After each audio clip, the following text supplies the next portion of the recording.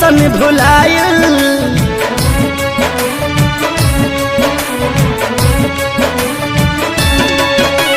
छूट गईल धभाइल मंगल चांद के मिशन भुलायल। कुदरत के आगे देखा विज्ञान भी बौना हो गईल। भगवान के हाथ के कठपुतली इंसान खिलौना हो गई।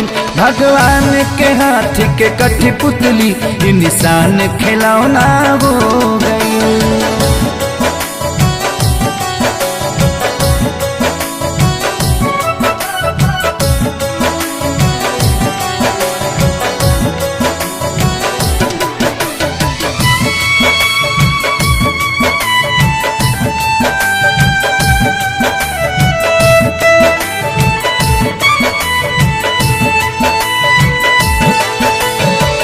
कर धन के ऐठल घर में बैठल बैठल मेट गईल। बड़का बड़का वीर भूपति के विपत्ति से जब भेंट भइल।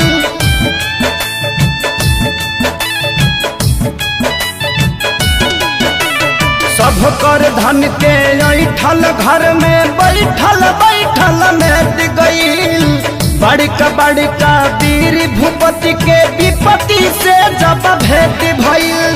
त्राजिमाम जगत में भइल जब काम घिनौना हो गईल। भगवान के हाथ के कठपुतली इंसान खिलौना हो गई। भगवान के हाथ के कठपुतली इंसान खिलौना हो गई।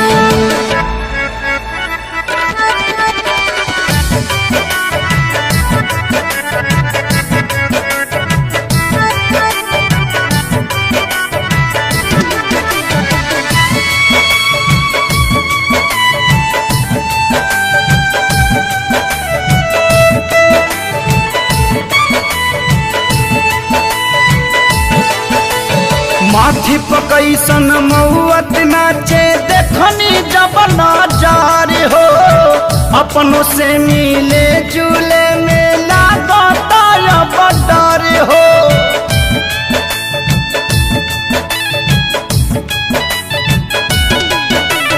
माथी पकैसन महुअत नाचे देखनी जब नजार हो। अपनों से मिले जुले में लागता अब डर हो। एको किलो के रह के भी अलगा बिछौना हो गईल। भगवान के हाथ के कठपुतली इंसान खिलौना हो गई। भगवान के हाथ के कठपुतली इंसान खिलौना हो गई।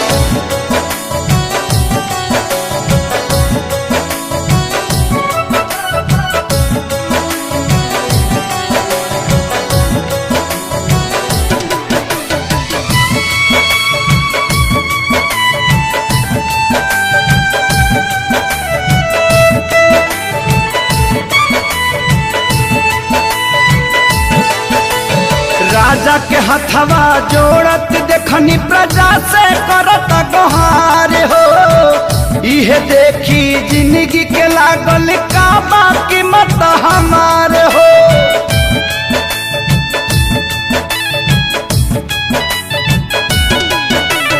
राजा के हथवा जोड़त देखनी प्रजा से करत गुहार हो।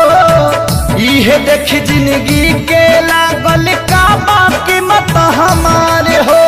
हलचल खेसारी धनंजय पभारी एगो किरौना हो गईल। भगवान के हाथ के कठपुतली इंसान खिलौना हो गईल।